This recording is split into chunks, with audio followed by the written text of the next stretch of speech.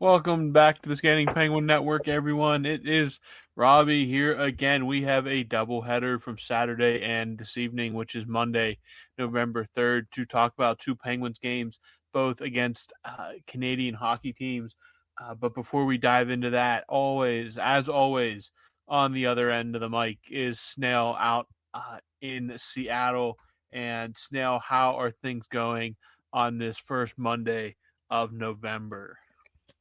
Yeah, man, it's November now. October just clicked right by. A lot going on. If you were following baseball, I know a lot of people out there follow football.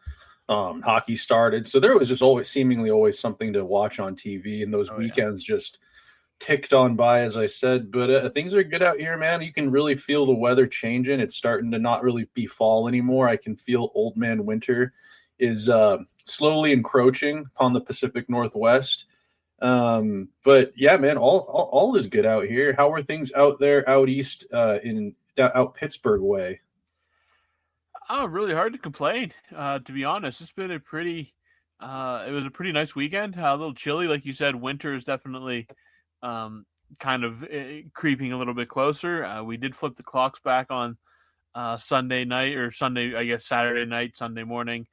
So yeah, got dark pretty darn early the last 2 days, but yeah, it's always better. A Monday's always better when the Steelers win out here in Pittsburgh. Yeah, I know the Seahawks won on Sunday Night Football, so I'm sure decisively. I'm sure the Seattle fans were um,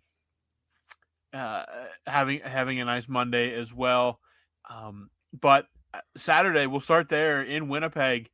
The Penguins, again, Saturday afternoon games don't jive with the Penguins. That doesn't change. Never have. It never has. It just does not work well for the Penguins. And they pay a big price in Winnipeg.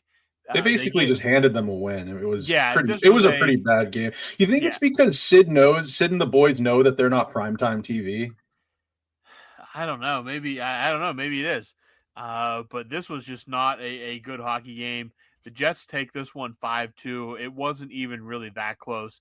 The Jets got out early and often. I think they scored um, first or second shot in this game, back to that trend, which we were so familiar with last season. But nothing went the Penguins' way in this game.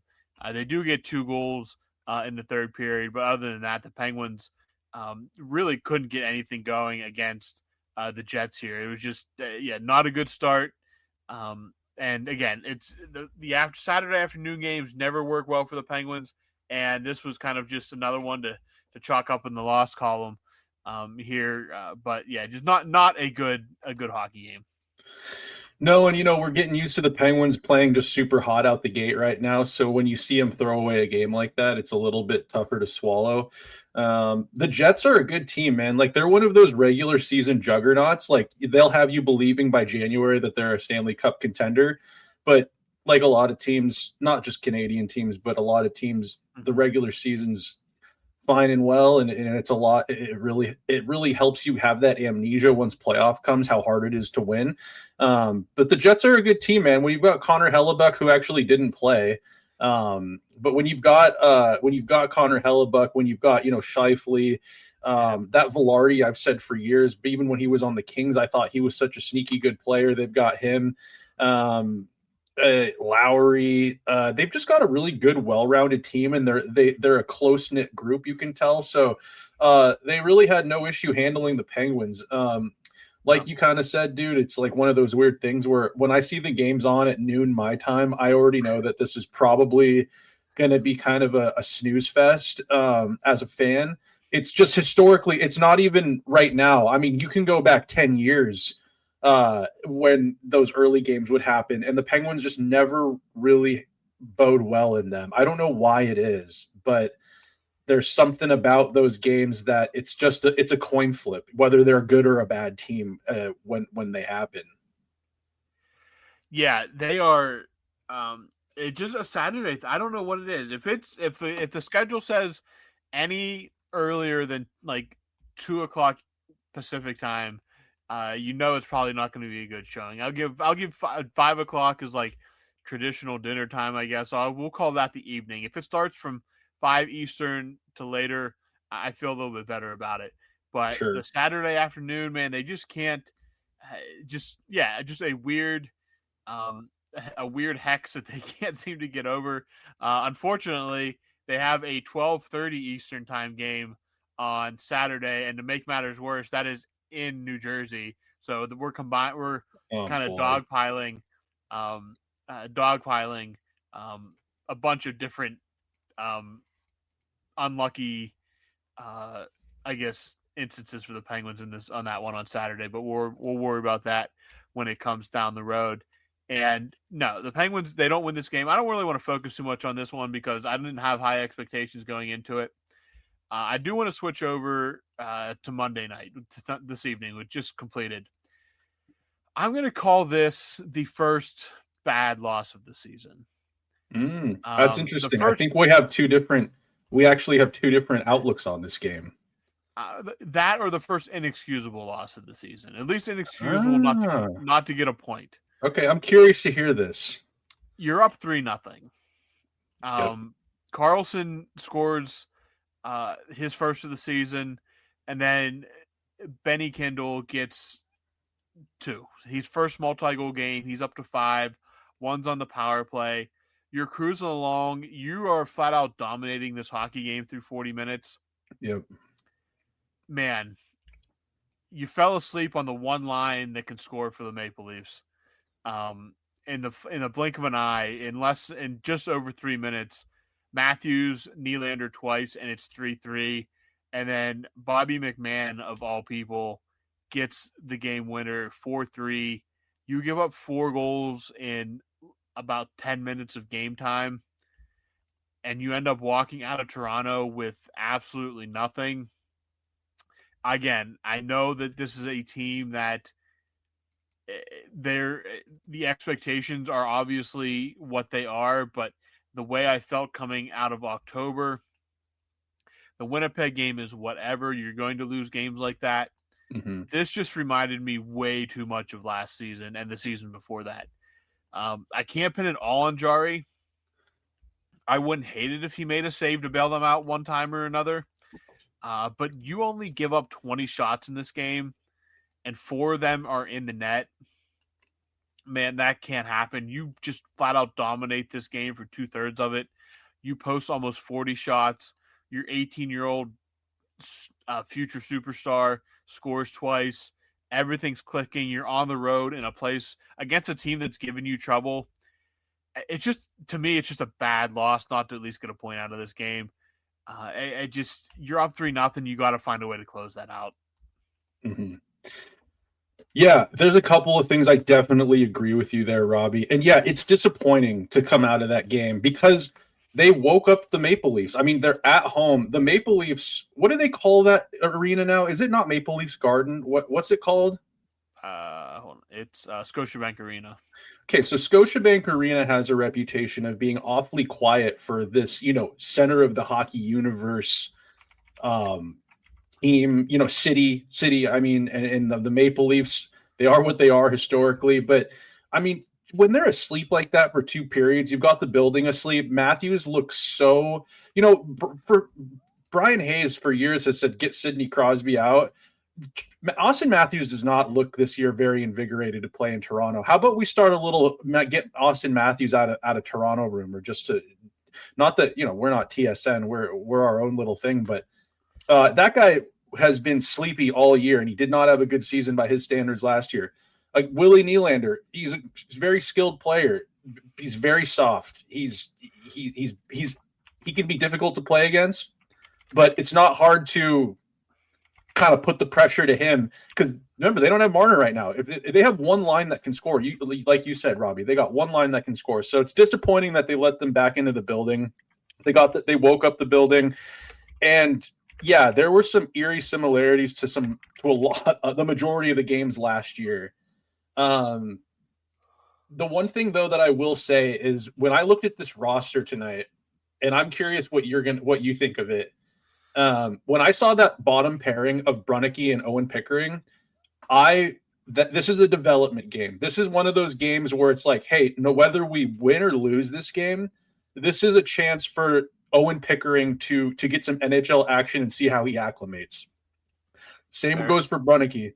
Um, it's basically the same cast of characters. Achari wasn't in tonight. Um, and I want to say that third pairing, Brunicky and Owen Pickering, they were bad. Owen Pickering, I had the ISO cam on him quite a bit. Not because I want to pick on the guy, because I'm genuinely curious to see what he's got. It wasn't a good game in Winnipeg. Um, if this team wants to make playoffs, and they'd be pulling a Mike Sullivan, they're going to be putting the veterans in every chance they get. Dumba's going to be playing. Clifton's going to be playing. But this team, whether they make playoffs or not, we all know the expectations they had coming into the season. Forget how October's gone. It was going to just see how things play out, and we're going to get the kids some playing time, and that's what was happening tonight. So, with that said, I saw Owen Pickering make a couple of. He couldn't keep the puck in the zone a couple of times. He had a couple passes from both Sid and Gino that just hops over the stick. It goes under his triangle. It just wasn't great. And then I want to say it's that McMahon goal. Bobby McMahon had 20 goals last year, I think. Yeah. But he didn't score for like 3 months towards the end of the season. I look who's on the ice defending Jari in that situation, and it's Owen Pickering and Harrison Brunicky, who Harrison Brunicky is going to be a Letang or a Carlson. He's not going to be known for his defensive prowess and his physicality. Owen Pickering has no excuse to not play that way. I mean, we saw how the experiment has gone with not Adam Graves. What's his name? Ryan Graves. Ryan Graves. He's 6'5". He's soft as butter. He's in the American Hockey League right now. Owen Pickering, there's a cautionary tale that he was playing with just a couple weeks ago. And I thought that, this is going to be a learning experience for Owen Pickering. And if he ends up back in the American Hockey League in the next week or so, there's going to be a lot of game tape that he's going to look at, and there's going to be areas that he needs to be better defensively. So I'll kind of get off that topic. But yeah, man, I thought coming out of tonight, it's disappointing. I love to see the Penguins beat the Leafs. I love to see the Penguins give them fodder, give Brian Hayes and the guys up there fodder to just be bitter. They hate that Dubas is down here in Pittsburgh. It seems they really talk about Pittsburgh more than they probably ever have or should. I think it's because of that Dubas connection. But I'm disappointed. It's a bummer, but I come out of this game and go, Ben Kindle had a multi-point game, number 81 out there, showing out. He was around it all night. I thought he could have had 3. He's not looking out of place on that first unit power play. They gave him a bump to play. They gave him a bump to play with Evgeny Malkin. I'm sorry, Phil Tomasino, he's giving me Danton Heinen vibes or something at this point. Last year, God bless the guy, because he came in and he really added a spark to a team where it was bad early on in the year last year. Yeah. Phil Tomasino, for me, though, you're really missing Justin Brazeau, man. After a couple of games, I'll say you didn't even notice Raquel wasn't in the lineup. I mean, you're better in the lineup with Raquel in it than not. But, Robbie, did you really even notice Raquel wasn't there for those first few games that he went down? No, I mean, no, I really haven't. I haven't really thought about Rickard Raquel much since he went down, and that's nothing against Raquel. It's just kind of the way the Penguins have been playing. Yes. Obviously, I'd love to have Raquel in the lineup because, again, you don't just drop a guy that scored 35 goals and then expect to just replace him with a snap of your fingers. But Tomasino, he's way too much of a I see people, they call him a cardio merchant. He's basically just out there taking laps, getting his cardio in every night, getting his 10,000 steps. He did get a point tonight, his first point of the season, and I was high on Tomasino. Like, he had flashes. Was this his third year with the Penguins now? Second year? I can't even remember exactly how long he's been in Pittsburgh, but man, I think it was last year he came in. Yeah, it was like November, so he's been there like a year now, coming up on a year. I think that, again, you probably can't do it without an injury or sending someone down, but I think it's Avery Hayes time. That's what I'm wondering, man. I just don't know how long you can just clearly watch him at the down in Wilkes-Barre, and just like he's just yeah, he needs to be in the NHL, and that's just kind of what it is.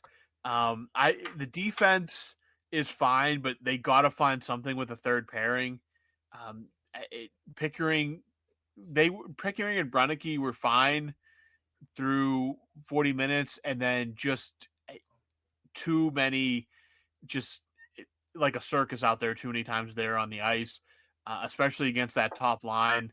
Again, the Toronto they're a playoff team. Stolarz is, I think, one of the better goaltenders in the NHL. Stolarz is a very good goaltender, which he's kind of a late bloomer there. Sure. Yeah. But, I remember seeing Stolarz as like a backup. I think I saw he played for Anaheim, and like John Gibson started when got hurt in like the first period, and Stolarz came in, and the Penguins ended up winning the game 1-0, but Stolarz played out of his mind. Yeah. And again, he's just like a big body, and then he goes to Toronto, and he kind of just it all works there for him. But well, he was the backup in Florida too, behind Bobrovsky. Right. Yeah, that's right. He was. When he went, was he there for a cup? I believe he was. He must have been there for the first cup. Yeah. Again, and him going down last year in the playoffs may have derailed their entire Toronto's entire playoffs in a way. I mean, but yeah, the Bennett hit on him that made him concussion. Yeah, I think that was a big turning point in their playoffs. Yeah. To be honest, but you get 3 goals by him, 2 from the kid. I mean, yeah, you can't be too down because again, even now they're still 8-4-2 and have far exceeded anybody's expectations. Aren't they like second in their conference? Yeah, they're still in plenty fine position, especially with you got 3 games coming up this week yet before you head overseas. And again, they're games where you got Washington, you got Jersey, and you got LA who you've already beat, and then you come back, and then you have a team in Nashville who goals are so rare in Nashville that they scored 3 the other night, and I think I saw their fans throwing like a mini parade. And you have you have them in Sweden, so like the opportunities for points are still there. Obviously, Thursday night, Washington. That's always a big. I mean, it's Ovechkin, Crosby. It's like the Flyers game. They better get up for this game. Yeah, you're gonna get a chance to heads up with Tom Wilson's out there. I don't know if Kendall hasn't seen Tom Wilson yet. Good Lord, well, that's the last thing we would need is Ben Kendall getting knocked next Tuesday by Tom Wilson.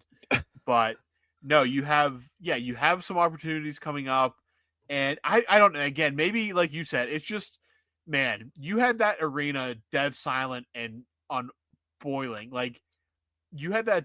Like they were seething angry through 40 minutes. And man, it would have been nice to kind of just drill that in a little bit farther. And yeah, obviously a lot of hockey left to be played this season. That loss would have no way put Toronto out of it.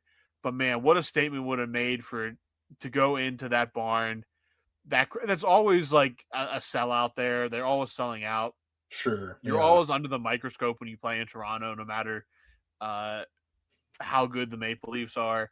And to go in there and have your future stud go out there, score 2 goals, and look like a kid that's been playing in the NHL for 5 years now. And it would have been great, but you didn't get a save. It would have been nice to get. It's not all on Jari. Man, you're allowed to make at least one save to bail someone out at some point. Again, they just fell asleep against that top line. The Toronto big guns showed up. Matthews scored. Nylander scored twice. And that lead was erased in the blink of an eye. At that point, I'm hoping they could have held on for a point. They don't do that. But that's the first last season loss. Or like late Mike Sullivan era loss, I will say. Yeah, man. And I wanted to talk with you about Jari because, I mean, he looked good, but he'd only seen 8 shots, Robbie. Yeah. He had literally done nothing for 40 minutes. Gary could have looked good in net on 8 shots just by the grace of God. He could have literally just pulled up a chair and started like put down some hot dogs or something. Dude, Eat some popcorn. Let's be honest, he wasn't contested, and partially, sure, maybe the Penguins' defense was in the right spots. I'm still gonna be reluctant to just believe that Erik Karlsson, Chris Letang, Harrison Brunnicke, and Owen Pickering. Wotherspoon, he's shown he can be a good complementary piece, as well as Ryan Shea.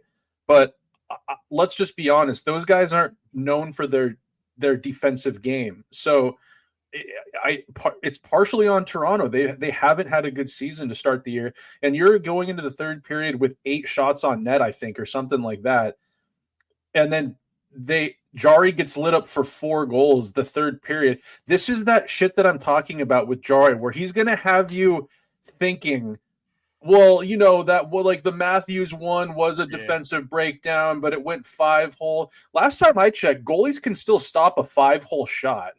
And the one he wasn't hugging the post where Nylander went, he backhanded that thing in. Yeah. On that, that left post. Again, I'm thinking, like, I had myself thinking, that's a good shot, isn't it? Well, is it? I don't know if that's a good shot. Yeah. That looked like a hope and a prayer that he just tossed towards the net, and Jari wasn't in good position. The McMahon goal, when there's a breakdown like that and they're hacking and whacking in front of the crease, it's a coin flip if that thing's going to find its way to the back of the net, whether you're, Patrick Waugh or whoever, or Casey DeSmith. It doesn't matter. Like, it's a coin flip. So I was hoping you could get a save. Okay, here's your next $1 million question for you, Snail. Okay, what is it? Where do you draw the line on Owen Pickering being a NHL defenseman or Sam Poulin? Oh, God. Sam Poulin, I like how he's become like a level of like concern. Mid-first round pick, different positions, obviously, but I mean, it's more frustrating when a guy like Lane Hudson was drafted after. That sucks. Owen Pickering. Is this the final parting gift of Ron Hextall? That this is the last kick. This might be the last kick in the pills from old Ron Hextall. So Owen Pickering is 21 years old. Last time I checked for the NHL, that is still a very young player. It is. There are late bloomers. And last time I checked, he's okay down in the AHL, but this guy's huge. He's massive. What is he, like 6'5"? First overall pick. Do you want to know something that's even funnier that I just looked up? What? Owen Pickering was selected 21st overall. Sam Poulin was selected 21st overall. Penguins need to just go up or down if they have the just trade out of that spot. Pick. Trade out of that spot. Trade up to 23 if you have to, or 22, or go to 20. I don't know, but where do I draw the line with him? I mean, this is his year to make strides, visible strides. We were talking, what was it, two episodes ago, Robbie? The NHL will pay you a decent salary if you can just flip the puck off the glass and get it out of your zone. You don't need to be Erik Karlsson, a one-man breakout on a power play or anything like that. Last time I checked, the NHL, there is a lot of positions open for a blue-collar defenseman who settles the play down, and the second it's on his stick, it's off the glass and it's immediately out. You don't even have to hit someone's tape. You just have to get it off the glass and out. Owen Pickering is showing us that he isn't quite capable of that yet at the NHL level. He has a huge frame. He's 6'5". There was a goal that resulted in him not being enough of a physical presence in front of Tristan Jarry to prevent that goal. Bobby McMahon willed his way to the front. Nick Robertson, I think, was in on that goal. Tavares was on the ice for that. Tavares is a good player that can play down low below the dots. He's kind of like a C-list Sidney Crosby kind of around the paint there. Like, I don't think that's a controversial take. I think that anyone would agree that's his strong point, historically.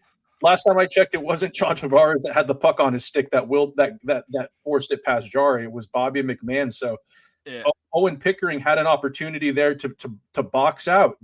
Watch some Chris Pronger tape. You know what I mean? Like, it's just I guess what I'm trying to say is this is the year to see if there's strides. Other than that, he's going to be sitting with Max Talbot every once in a while on that Pittsburgh broadcast where they talk about the game, not playing in it. That's where I'm at with it. And I think that if the games he's playing in and you see his play that looks similar to a game like tonight or like in Winnipeg, I mean, he's going to be running out of. Dan Muse is the new coach here. He's got a fresh slate with this guy, but he's going to run out of room quick if he doesn't start to learn the NHL game. And I'm sorry, maybe it's just not in his DNA, but when you're that big, Anthony Mantha, Justin Brazeau, they can kind of get away with it as forwards. As a defenseman, yeah. Like I said, Ryan Graves is in the American Hockey League making $4.7 million a year, $5 million a year.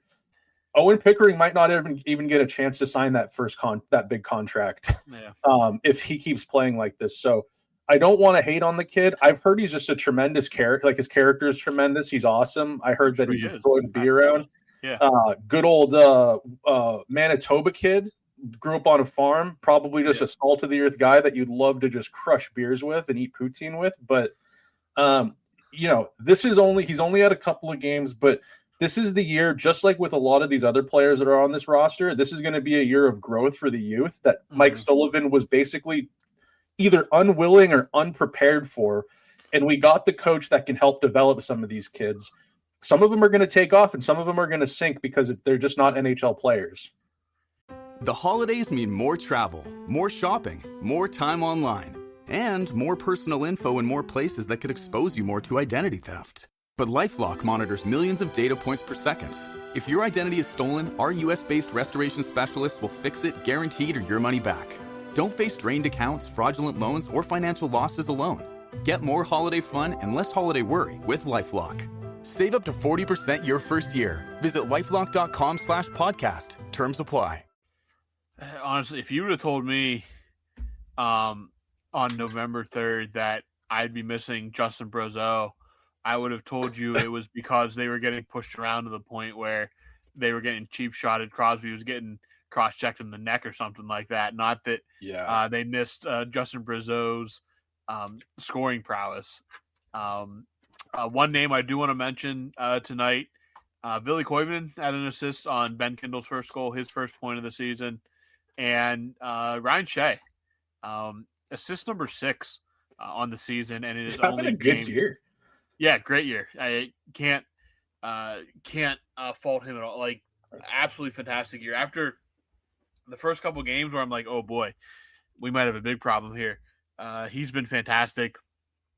Easily, the top 4 defense is fine.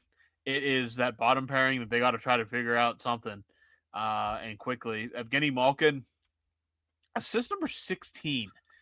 It's unreal, man. That's insane.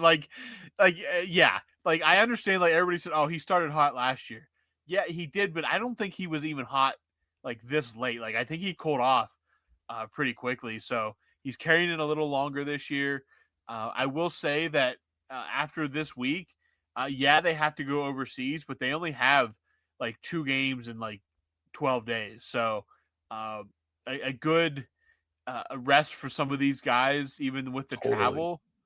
But no, I mean, I've cooled down a little bit now. I was pretty frustrated when the game ended.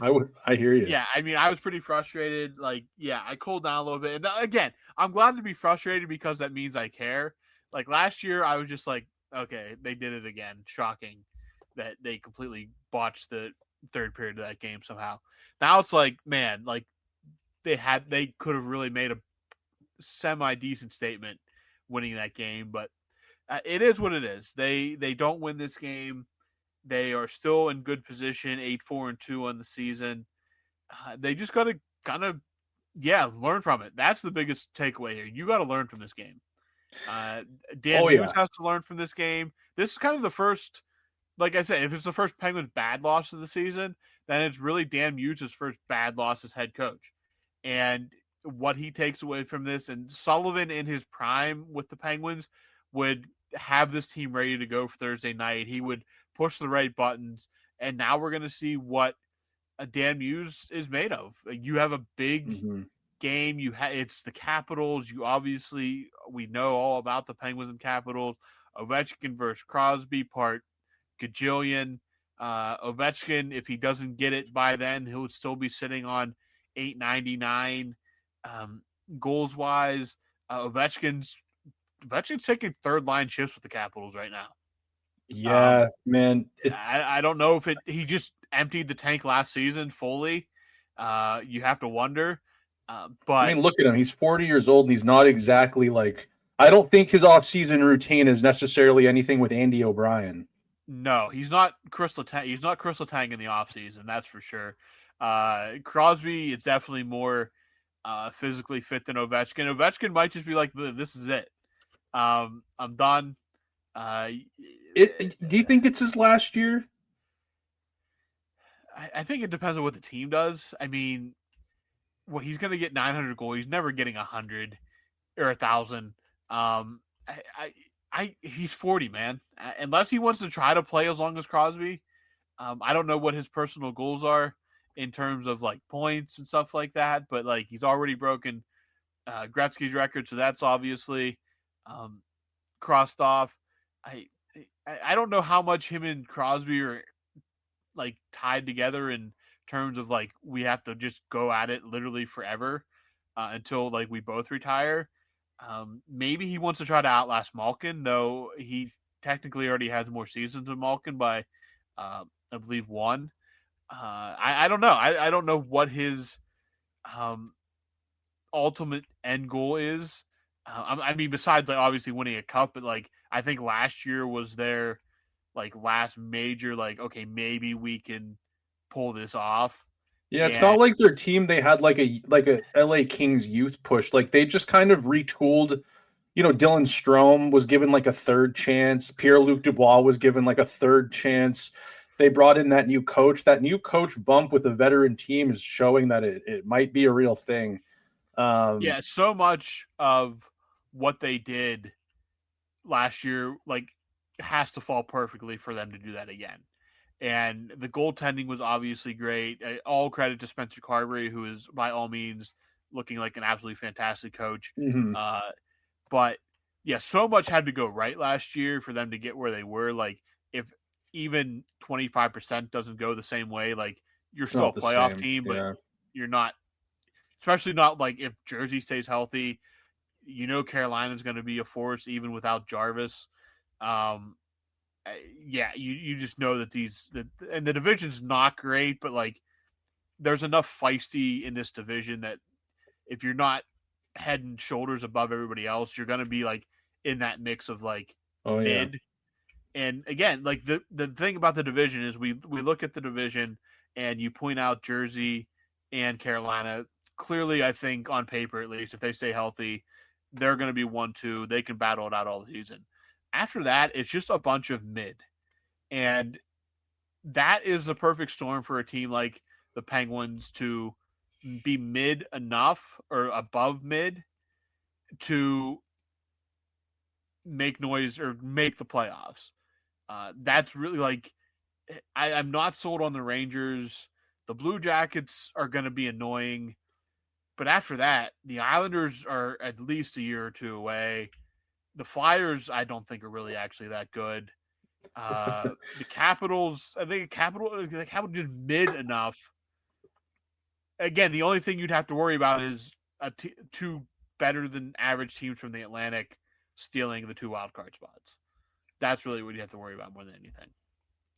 But I think the Penguins just be slightly above average, and I think we're going to be talking about them in March and April. Like they're going to be right there, even with this loss. Because by the time that comes around, we're going to forget about this loss. Because they're going to have a game where they're the team that is getting blown out for 40 minutes, and they're the one that scores 4 third-period goals to come back. Yeah, I believe that as well. Yeah, it'll be interesting to see. You know, it's kind of they got off to a good start and they gave themselves a cushion. And I thought you hit the nail on the head with what you were saying about this is a chance to see how Dan Muse resets this team going into. They play Thursday, you said? Yeah, they have 2 days off, so they do get a little breather coming off the road before they play at home on Thursday night. So yeah, they're going to get a breather, and it's going to be interesting to see what Dan Muse does, because you know what, if he runs back the same exact lineup, it's not because they think necessarily that lineup is what's going to get them 2 points.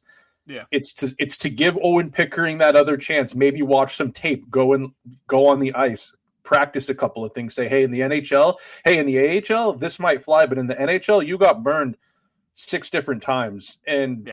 when you're playing with an offensive guy like Brunicky, this is how you got to play that. Or I don't know what they're going to show Ben Kindle. They might just tell him, good job, keep doing what you're doing, because I don't know what, like, you can't literally ask for anything else of an 18-year-old. Like, I don't know what, I mean, the shot he scored his second one on, I mean, Stolarz could have been in perfect position and that puck was not getting stopped. He clanked that right off the pipe and in. Like, no, that was posted in. That was it was basically beautiful. It was very similar to the one he scored on Bobrovsky a couple weeks ago.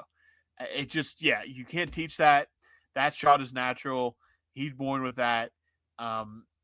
You'll see minute management as things go along, but as far as I'm concerned, he's not learning anything in juniors. He's a Pittsburgh Penguin for the. No, he's a part of the core. Yeah, he's a part of the new core. Like, yeah, I mean, he is a Penguin. Like, there is no other. I don't know what team he'd go back to. Even what team he was a part of, off the top of my head, I can't remember. Was it Regina Pats? Was he okay? Yeah, he was probably. Yeah, I don't know. I was. But again, and Snail, credit to you. You love those WHL guys. I do. And Ben Kindle, again, not a huge body, not a bruiser, but man, he was. WHL is not easy to play in, and he is probably kind of using some of that experience to. I was gonna say maybe you could have gone and saw him when he played in Seattle, but I guess that's kind of out the window at this point. But unfortunately, I won't be able to see him for a cheap ticket, at least if we come into Everett. So he played with the Calgary Hitmen. He's from right up I-5, just across the border there in Coquitlam, BC. But yeah, man, if you look at his hockey DB, like, looks like in 2022, 2023, he got 1 game. And then in 2023, 2024, I mean, he played 68 games, and then he played 65 the next season. 15 goals, 45 assists for 60 points that first year. The second year, he had 99 points. He had 35 goals, 64 assists. So it seems that this kid has that IQ where he learns the game, and then he just takes off. So, I mean, yeah, he's got no assists. He's got 5 goals, just a pure goal scorer. The assists will come. Especially when that third line starts pouring in goals. They were obviously good again tonight. Kindle did get some work with Evgeny Malkin tonight. Got more power play time, obviously. That's how he scored his second. And, yeah, they lose 4-3. They lose 5-2 on Saturday to the Jets. But they are now home on Thursday. The Capitals are in town, which we've talked about. And, yeah, again, Crosby Ovechkin, throw Malkin in there, old-time rivalry. The Capitals are down in the standings, but certainly not out of it at all. It's still early. Yep. Penguins just need to get back on track, and I think we'll be fine in the long run. So still 8-4-2, still well above what I think either of us projected. So on to the next, Snail. On to the next one, Washington Capitals. I hope that these guys get up for this game, the youth here. You know, I didn't think I would ever mutter these words in my life, but I'd like to see Matt Dumba get back into the mix here.